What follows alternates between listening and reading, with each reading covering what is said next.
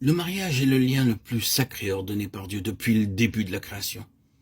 Dans la parole de Dieu, nous le trouvons toujours accompagné d'une joie et d'un bonheur peu commun pour ceux qui sont ainsi réunis selon son plan céleste. Nous lisons par exemple dans Ésaïe 62,5 « Comme un jeune homme s'unit à une vierge, ainsi tes fils s'uniront à toi. Et comme la fiancée fait la joie de son fiancé, ainsi tu feras la joie de ton Dieu. » Et encore dans Ésaïe 101,10 « Je me réjouirai en l'Éternel, mon âme sera ravie d'allégresse en mon Dieu, car il m'a revêtu des vêtements du salut. Il m'a couvert du manteau de la délivrance.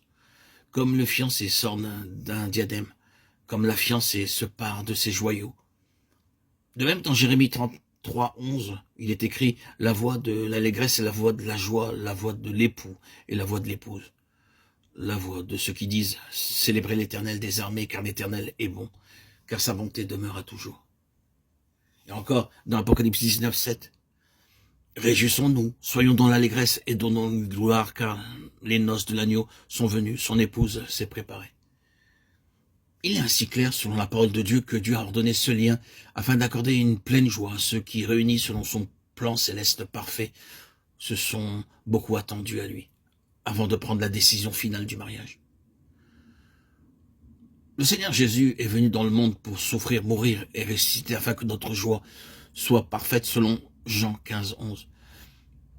Il est triste de voir combien peu de croyants, dans leur vie conjugale, jouissent de ce bonheur que Dieu se propose de leur donner par cette union sacrée. Dans bien des cas, ils ignorent la parole de Dieu, ne lui donnant pas la juste place lorsqu'ils projettent de se marier. C'est pourquoi nous trouvons un esprit de rivalité et de querelle. Dans maintes foyers, pas de bénédiction apportée par l'un ou l'autre des époux. Partout, nous voyons bien des foyers malheureux et brisés. Les gens riches dépendent beaucoup d'argent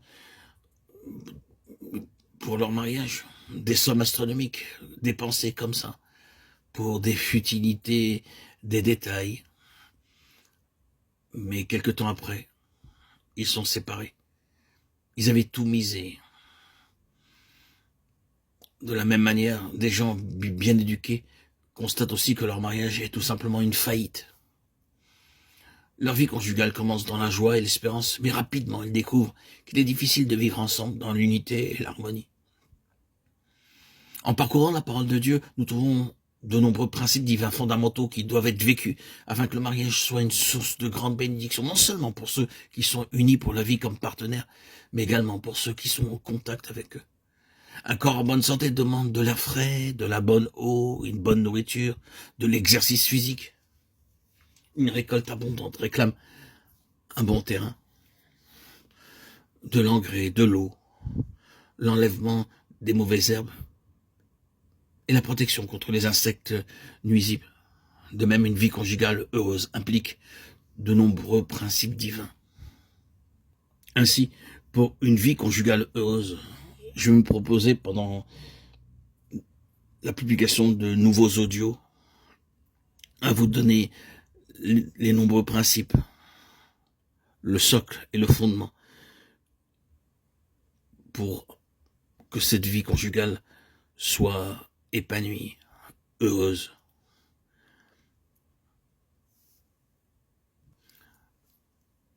Tous ces principes ne peuvent être dans un seul audio, ce serait trop long. Donc je vais me proposer d'énoncer ces principes dans les prochains audios que je vais publier, étape par étape, afin de pouvoir vivre dans cet état tant convoité, tant désiré de chaque couple, de vivre ensemble dans l'unité et l'harmonie.